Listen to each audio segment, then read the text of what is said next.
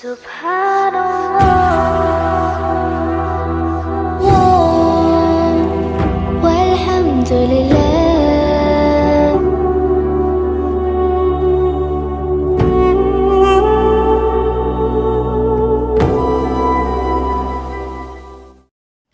अस्सलाम वालेकुम प्यारे बच्चों, FD high school for girls Jamalpur की तरफ से मैथ्स क्लास लेकर मैं मकबूल सर एक मरतबा फिर आप सबको वेलकम करता हूं, स्वागत करता हूं। हम चैप्टर नंबर 10 सर्कल यानी कि वर्तुड़, जिसे हम उर्दू में दायरा कहते हैं, वो सीख रहे थे। आज इरादा है कि इस चैप्टर को कंप्लीट कर दिया जाए। आज का टॉपिक थोड़ा सा समझने में मुश्किल है, बहुत ज़्यादा मुश्किल नहीं है। एनिमेशन की मदद से हम उसे समझने की कोशिश करेंगे। हम आगे बढ़ें टॉपिक में, उससे पहले आपको स्क्रीन पर नज़र आने वाली इस तस्वीर को ध्यान से देखना है। ध्यान से इस तस्वीर को देखिए। इस तस्वीर में आपको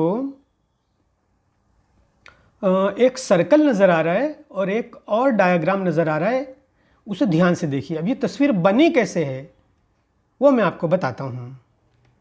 जैसे कि अब ये तस्वीर समझने की कोशिश करते हैं। असल में इसमें एक सर्कल है। सर्कल का जो सेंटर है वो है O। सर्कल के ऊपर एक बिंदु है, बिंदु A, OA, ये इसकी रेडियस हो गई। किसी बिंदु B पर दूसरा रेडियस OB, दूसरी त्रिज्या OB बना दी हमने। सर्कल के बाहर किसी बिंदु P में से एक टेंजेंट हमने खींच दिया PA, और इसी तरह एक और उसी बिंदु में से एक और टेंजेंट P भी हमने खींच दिया। तो जो तस्वीर जो मैंने इससे पहले बताई आपको, वो तस्वीर बनी थी ऐसे। अब इस तस्वीर को देखकर आपको इस बात का आइडिया आ गया कि इसके अंदर एक सर्कल है, फिर ये OA जो है ये रेडियस है, OB भी रेडियस है, ये दोनों रेडियस है, और रेडियस होने की वजह से दोनों सर्कल हैं, यकसा हैं, सेम है। अच्छा, OAP ये 90 डिग्री का है, ये हमें मालूम है। OBP ये भी 90 डिग्री का है। मतलब A और B ये दोनों का टोटल, एंगल A और एंगल B दोनों का टोटल 90 यानी कि 180 है। देयरफॉर O और P का टोटल कितना है ये हम समझने की कोशिश करेंगे। लेकिन पहले हम इस तस्वीर को थोड़े से टुकड़े टुकड़े करके, तिक्का बोटी करके समझने की कोशिश करते हैं। मैं इसको 4 पार्ट में तकसीम करता हूँ। सबसे पहले सेक्शन ए देखिए। सेक्शन ए में वही तस्वीर आपको नज़र आएगी। अब इस तस्वीर में से मैं सर्कल को इस क्वाड्रिलेटरल से यानी कि इस चतुष्कोण से अलग करने की कोशिश करता हूँ। धीरे धीरे इस चतुष्कोण को मैं बाहर खींचूंगा। पार्ट बी देखिए, इसका पार्ट बी स्क्रीन पर नज़र आ रहा है आपको। मैंने सर्कल से थोड़ा सा बाहर खींच लिया क्वाड्रिलेटरल को। पार्ट सी नज़र आया। पार्ट सी में हम सर्कल से थोड़ा सा और खींच देंगे क्वाड्रिलेटरल को, मतलब चौकोर को थोड़ा हमने और खींच दिया। और सेम वे पार्ट डी के अंदर इसे हमने बिल्कुल बाहर खींच दिया। अब हमें पता चल गया कि जो आपको तस्वीर ए सेक्शन में नज़र आ रही है, एक ही तस्वीर, वो असल में 2 पार्ट से बनी हुई है, और उसके दोनों पार्ट आपको डी सेक्शन में नज़र आ रहे हैं। अब हम देखते हैं वो 2 पार्ट कौन से हैं। एक तो सर्कल है और दूसरा उसके अंदर शामिल हुआ क्वाड्रिलेटरल, मतलब कि चौकोर है, यानी कि चतुष्कोण है, AOBP। ठीक है, यहाँ तक समझ में आ गई बात। और अब हम थोड़ा सा और आगे चलते हैं, देखते हैं क्या समझाया गया है। हाँ, ये AOBP ये एक क्वाड्रिलेटरल है, चतुष्कोण यानी कि चौकोर है। अब इसको समझने के लिए हम जस्ट इसका नाम दे देते काइट क्वाड्रिलेटरल, क्योंकि ये थोड़ा सा पतंग जैसा, इसलिए हमने इसका नाम दे दिया काइट क्वाड्रिलेटरल। अब इसकी खूबी क्या है, ये अगर हम ध्यान से देखें तो कोई भी क्वाड्रिलेटरल होगा, उसके 4 जो एंगल होंगे, वो चारों एंगल का टोटल कितना होता है आपको पता है, 360। अच्छा, ये A और B ये तो 90 है, मतलब ये दोनों हो गए 180। अच्छा, 360 में से अगर ये 180 निकाल दिया जाए तो बन जाएगा ये दोनों का टोटल एंगल ओ और एंगल पी का टोटल वो भी कितना होगा 180। तो इस पूरी बात को हमने यहाँ पर लिखने की कोशिश की कि ओ ए पी यानी कि आपको पता चल गया ओ ए पी ये 90 डिग्री है। सेम वे आपको समझ में आ रहा है कि ओ बी पी ये भी 90 डिग्री होगा, ओ बी पी ये भी 90 डिग्री। अब बाकी के 4 एंगल जो हैं, इसके जो 4 एंगल हैं उनका टोटल मारते हैं हम। Angle A plus angle B plus angle O plus angle P is equal to 360, but angle A और angle B is equal to तो 180 है, and therefore angle O plus angle P is equal to 180 होगा। बात करने का मतलब क्या हुआ? बोलने का मतलब ये हुआ कि एंगल ओ और एंगल पी का टोटल 180 होगा। ठीक है, अब देखते हैं हम अगली स्लाइड। हाँ, यहाँ रकम है, ये 10.2 की रकम है। 10.2 का एग्जाम्पल नंबर 1 उसका दूसरा एग्जाम्पल है। शक्ल 10.11 में अगर टीपी और टीक्यू दायरा जिस मरकज़ ओ है के जुज़्व ममास हैं, जबकि एंगल पी ओ क्यू बराबर 110 डिग्री, तब पी टी क्यू बराबर है, 4 ऑप्शन दिए हैं, ए 60 डिग्री, बी 70 डिग्री, सी 80 डिग्री और डी 90 डिग्री।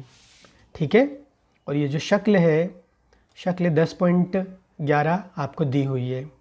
इसे हम गुजराती में पढ़ने की कोशिश करते हैं। आकृति 10.11 में जो टीपी અને ટીક્યુ એ ઓ કેન્દ્રવાળા વર્તુળના ખૂણા PAQ બરાબર 110 ડિગ્રી બને એવા સ્પર્શકો છે। ખૂણો PTQ ખાલી જગ્યા છે, PTQ खाली जगह છે। 4 विकल्प दिए हैं। 4 विकल्प अगर आप चाहें तो हम इस एग्जाम्पल को डिटेल में गिनते हैं। ठीक है, यहाँ पर वो आकृति दी है, आप समझ सकते हैं कि एक चतुष्कोण PTQO ये एक चौकोर है। ठीक है, चतुष्कोण है। अच्छा, इसमें POQ ये 110 का है, तो ये एंगल POQ और ये एंगल PTQ ये कितने का होगा? दोनों का टोटल 180।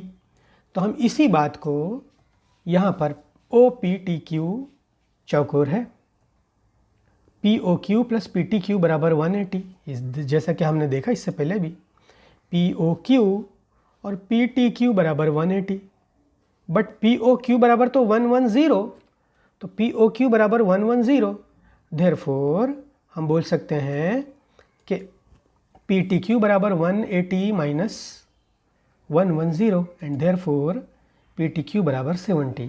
ये आपका जवाब है। अब इसी बात को थोड़ा सा और डीप में जाने की कोशिश करते हैं लेकर। इस क्वाड्रिलेटरल को, जिसको हमने काइट क्वाड्रिलेटरल नाम दिया, इसे ध्यान से देखते हैं।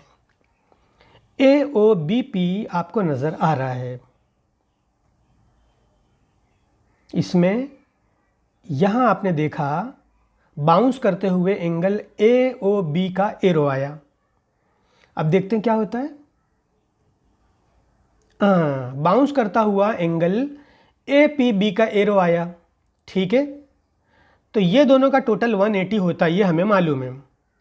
मतलब अगर AOB 100 का होगा, ये एंगल 100 का होगा, तो APB 80 का होगा, ताकि दोनों का टोटल 180 हो जाए। ठीक है, अब क्या है ज़रा ध्यान से देखिए। अब मैं एक लीटी मैंने बना दी, फिर से देखिए, मैंने एक लीटी बना दी। ये जो लाइन सेगमेंट है OP, इसने इस पूरे काइट क्वाड्रिलेटरल को 2 पार्ट में बांट दिया। इस 2 पार्ट में बांटते ही, और अच्छा, ये जो OP है ये इसका बिल्कुल यकसा दो भाग करता है। बोलने का मतलब क्या? जितना एंगल AOB था, तो ये एंगल AOP उसका आधा हो गया। फिर से देखिए, ए ओ बी जो एंगल था, ए ओ पी उसका आधा हो गया। Same way P O B भी उसका आधा हो गया। Same way A P B जो एंगल था उसका आधा बन गया, ए पी ओ ये उसका आधा हो गया। और same way O P B भी उसका आधा हो गया। इस बात को हम इस ग्राफिक से समझने की कोशिश करते हैं। फिर से आपको वही नज़र आ रहा है। अब आप देखेंगे यहाँ पर ए ओ बी था, ये फ़र्ज़ करें कि ये 100 डिग्री का है। देखें इस तरफ क्या होता है, ये उसका आधा होगा, मतलब ये 50 का होगा। और फिर ये भी उसका आधा होगा, मतलब ये भी 50 का होगा। तो अब आपको ये बात समझ में आ गई कि ये जो एंगल है इसके आधे ये दोनों एंगल हैं। क्यों? क्योंकि इसने उसको 2 भाग में बांट दिया। तो जो बात हम यहाँ इसके बारे में बोल सकते हैं वही बात हम इसके बारे में भी बोल सकते हैं। वो कैसे? ध्यान से देखेंगे हम। ये जो जाविया बना अब आपको नज़र आ रहा है, ये जाविया असल में ए पी बी का आधा है। सेम वे ये भी उसका आधा है। बोलने का मतलब क्या? अगर खुणा ए पी बी, अगर जाविया ए पी बी 80 का होगा तो ए पी ओ 40 का और ओ पी बी भी 40 का होगा। देखते हैं आगे क्या समझाया। इसी बात को एक और तरीके से समझाने की कोशिश की है। असल में इस क्वाड्रिलेटरल को हम 2 टुकड़ों में बांट सकते हैं। यानी पतंग को बीचों बीच में से 2 भाग कर दिया, तो एक भाग आपको ऐसा नज़र आ रहा है, दूसरा हिस्सा आपको ऐसा नज़र आएगा। ध्यान से देखें, ओ ए पी और ओ बी पी दोनों नज़र आ गए आपको। अब देखते हैं आगे क्या समझाया है। अगर ओ ए बी और ए पी बी के ये जो नाप दिए हुए हैं, ये जो एंगल बताए गए, इनके बीच में एक द्विभाजक नासिफ बना दिया जाए तो क्या होगा? ध्यान दें, इसका एक ऊपर वाला पार्ट, ये भाग आधा है और ये भाग भी आधा है। सेम वे वही वाला क्वाड्रिलेटरल, उसका ये हमने बना दिया द्विभाजक। फिर देखें क्या, ये नीचे वाला पार्ट, और अब क्या, ये भाग उसका आधा है और ये भाग ए पी बी का आधा है। आई थिंक अगर आप वीडियो को रोक कर या पॉज करके और पीछे से भी बार बार देखेंगे तो आपको समझ में आ जाएगा कि मैं क्या समझाना चाहता हूँ। अब इसका यूज़ करके एग्ज़ाम्पल गिने हैं, और वो है एग्ज़ाम्पल नंबर 3। एग्ज़ाम्पल नंबर 3 मैं सीधा गुजराती में पढ़ता हूँ। जो ओ केंद्रवाળા વર્તુળને P માંથી દોરેલા સ્પર્શકો PA અને PB વચ્ચે 80 ડિગ્રીનો ખૂણો રચાતો હોય, 80 ડિગ્રીનો ખૂણો રચાતો હોય तो ખૂણો POA बराबर खाली जगह છે 4 उसके विकल्प दिए हैं। देखते हैं इसको कैसे समझाने की कोशिश की है। पहले मैं आपको रकम को रेफरेंस के लिए मैंने रकम फिर से लिख रखी है। जो ओ केंद्रवाળા વર્તુળને P માંથી દોરેલા સ્પર્શકો P અને PB વચ્ચે 80 ડિગ્રીનો ખૂણો રચાતો હોય, मतलब ओ केंद्रवाળા वर्तुळને, मतलब एक वर्तुळ है जिसका केंद्र O है, बिंदु P માંથી દોરેલા સ્પર્શકો PA અને PB, बिंदु P માંથી દોરેલા સ્પર્શકો PA અને PB વચ્ચેનો ખૂણો 80 ડિગ્રીનો ખૂણો રચાતો હોય, तो ખૂણો POA ये ખૂણા POA ये हमें ढूंढना है। अब मैं इस सर्कल को हटाकर मैं सीधा इस क्वाड्रिलेटरल से इस एग्जाम्पल को समझने की कोशिश करते हैं। ये रहा,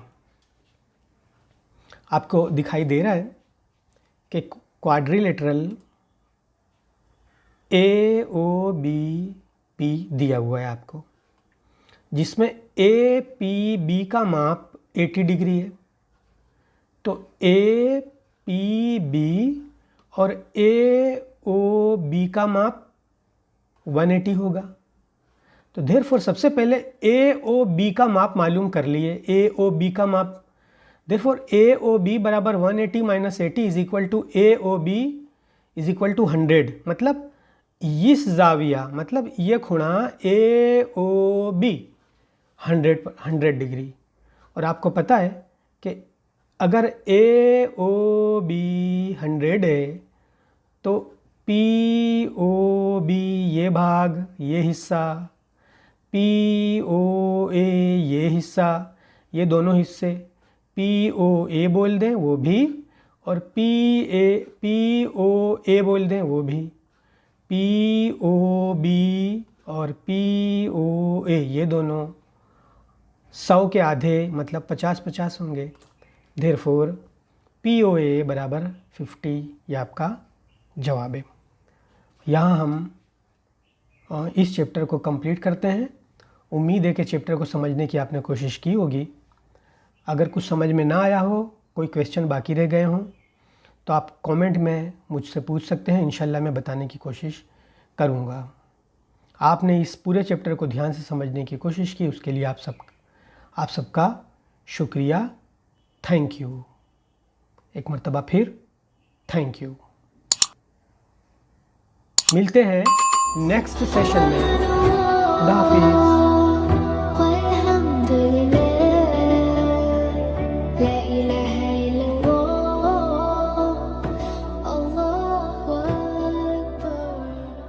Subhan